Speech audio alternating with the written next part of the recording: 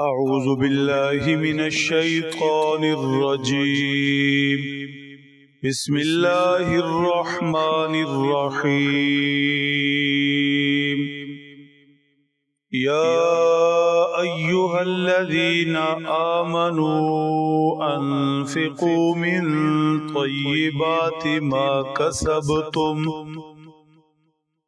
ومما أخرجنا لكم من الأرض ولا تيمموا الخبيث منه تنفقون ولستم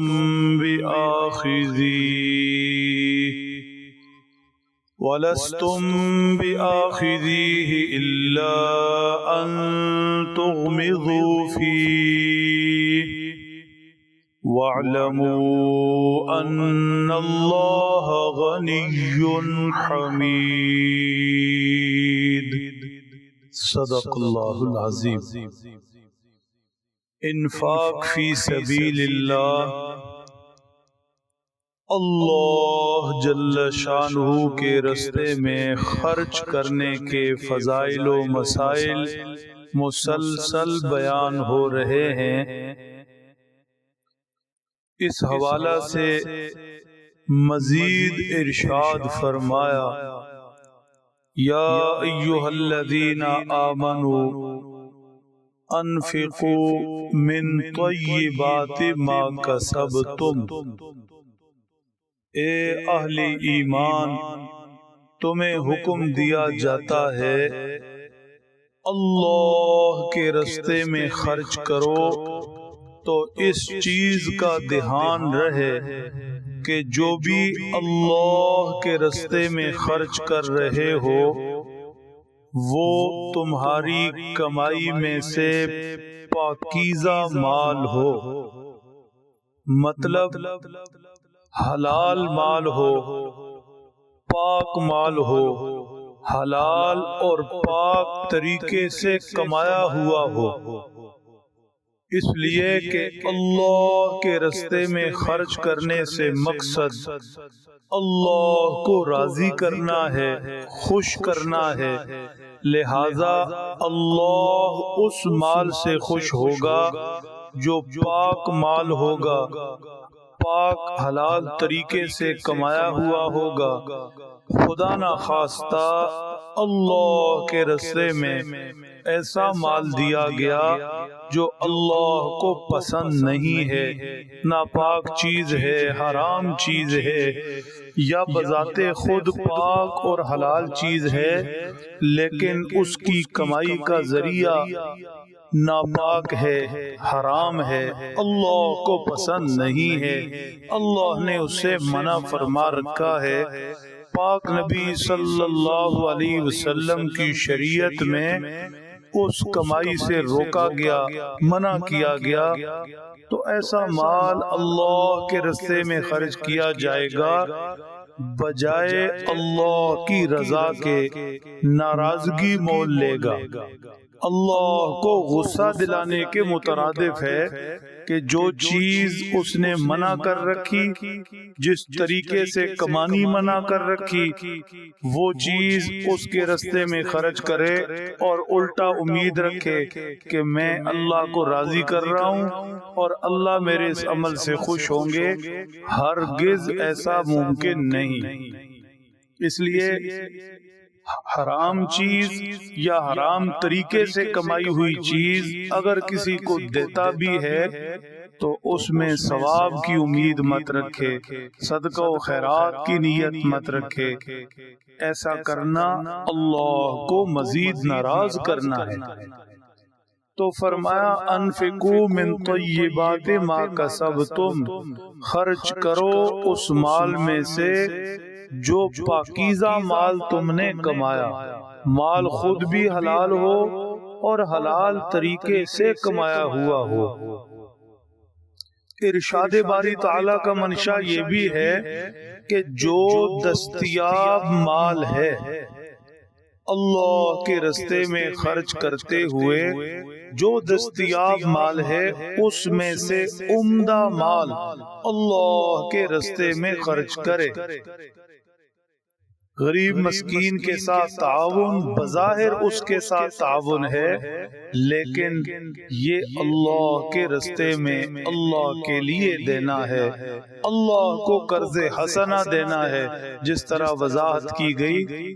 تو پھر جو مال اللہ کو دے رہا ہے وہ ردی بیکار ایسا مال نہ ہو بلکہ عمدہ اور بہترین مال ہو۔ ارشاد فرمایا لن تنالوا البر حتى تنفقوا مما تحبون، ہرگز نیکی کو نہیں پہنچ سکتے یہاں تک کہ اس مال میں سے خرچ کرو جسے تم پسند کرتے ہو۔ وما تنفقوا من شيء فإن الله به علیم، جو کچھ بھی تم اللہ کے رستے میں تھوڑا یا زیادہ خرچ کرتے ہو اللہ اسے جانتے ہیں۔ اللہ اپنی قدرت کی نگاہ سے تمہارا دیا دیکھ رہے ہیں، لہذا جو بھی دو اللہ کے لیے دو، جو بھی دو بہترین مال دو، اللہ کی بارگاہ میں پیش کرنے کے قابل ہو، پھر اللہ کی رضا ملے گی۔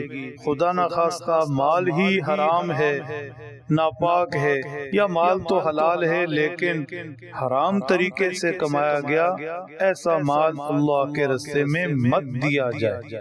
پاک مال دیا جائے، حلال طریقے سے کمایا ہوا بہترین مال دیا جائے۔ یہی معاملہ ہے مما اخرجنا لکم من الارض، اس اناج کا جسے تمہاری زمینیں نکالتی ہیں، جسے ہم نے تمہاری زمینوں میں سے نکال کر تمہیں دیا، مطلب جن زمینوں پر عشر ہے ان زمینوں میں عشر دیتے ہوئے بھی اللہ کے راستے میں خرچ کرتے ہوئے انہی دو چیزوں کا لحاظ کرنا ہے۔ ایک تو یہ ہے کہ وہ اناج زمین سے اگی ہوئی اللہ کی طرف سے دی ہوئی چیز وہ حلال ہو، اور پھر یہ ہے کہ بہترین ہو، عمدہ ہو، حلال طریقے سے وہ فصل لگائی گئی، حلال بیج، حلال اپنی ذاتی ملکیت کی زمین، کوئی غصب وصب والی نہیں، حلال طریقے سے پانی دیا گیا، حلال طریقے سے اس کی فصل اٹھائی گئی۔ یہ ساری چیزوں کا لحاظ رکھ کر عشر دیا جائے، بہترین مال دیا جائے، ردی نہیں، حلال مال دیا جائے، حرام نہیں، حلال طریقے سے کمایا مال دیا جائے، حرام طریقے سے کمایا مال نہیں۔ اب معاملہ یہ ہے کہ عمدہ مال کون سا ہے، بہترین مال کون سا ہے، اور ردی مال کون سا ہے۔ اس کے لیے بڑی زبردست تعبیر ارشاد فرما دی، ہر ایک کے لیے سمجھنا آسان۔ فرمایا وَلَا تَيَمَّمُوا الْخَبِيثَ مِنْهُ تُنْفِقُونَ وَلَسْتُمْ بِآخِذِيهِ إِلَّا أَن تُغْمِضُوا فِيهِ إِلَّا أَن تُغْمِضُوا فِيهِ۔ اللہ کے راستے میں خرچ کرتے ہوئے کبھی بھی ردی، بیکار، گندی چیز کا قصد اور ارادہ نہ کرو۔ گندی، بیکار، ردی چیز وہ ہوگی کہ اگر تمہیں لینی پڑے تو تم لو نہیں، تم کو یہ کیا مجھے دے رہا، اب مجھے یہی چیز دینی تھی اور مجھے اس قابل سمجھ رہا ہے۔ ہاں شرم بشرمی لینی پڑ جائے تو لے لو، لیکن دل میں یہ ہو کہ یہ مجھے بیکار مال دے رہا ہے، ردی مال دے رہا ہے، جو خود استعمال نہیں کر سکتا وہ مجھے دے رہا ہے۔ تو ایسا مال مت دو جسے تم لینا پڑے تو نہ لے سکو، ایسا مال دو جو بہترین ہو، تمہیں لینا پڑے تم بھی خوشی سے لو، لہذا جسے دے رہے ہو وہ بھی خوشی سے لے اور اس پر خوش ہو۔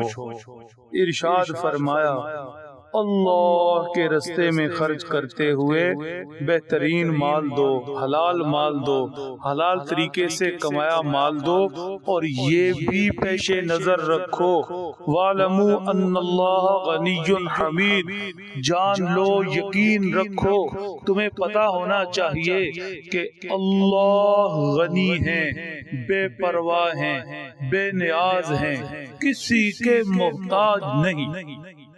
جب اللہ کے راستے میں دے رہے ہو تو اچھا مال دو، اللہ کو تمہارے مال کی ضرورت نہیں، یہ تو شکر کرو کہ تمہارا مال جو اللہ ہی نے تمہیں دیا ہے اللہ کی بارگاہ میں قبول ہو جائے، اور اس دنیا کے مال پر اللہ تمہیں آخرت کا اجر دے دیں۔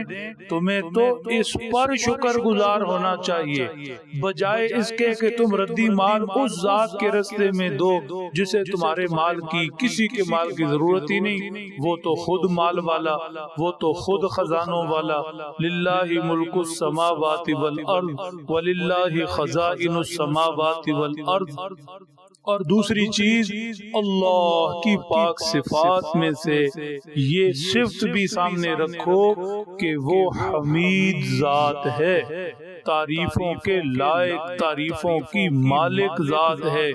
ایسی ذات، تعریف جس کے ساتھ، حمد جس کے ساتھ جڑی ہے، جب اس کے راستے میں دے رہے ہو تو ایسی چیز جو تو تعریف کے قابل ہو، نقص والی نہ ہو، خامی کمی والی نہ ہو، لوگ اسے دیکھ کر اچھا سمجھیں، تعریف کریں، تعریفوں کے لائق، تعریفوں کی مالک، حمد کے لائق، حمد کی مالک ذات کی بارگاہ میں مال پیش کر رہے ہو تو مال بھی اچھا ہو، تعریف والا ہو۔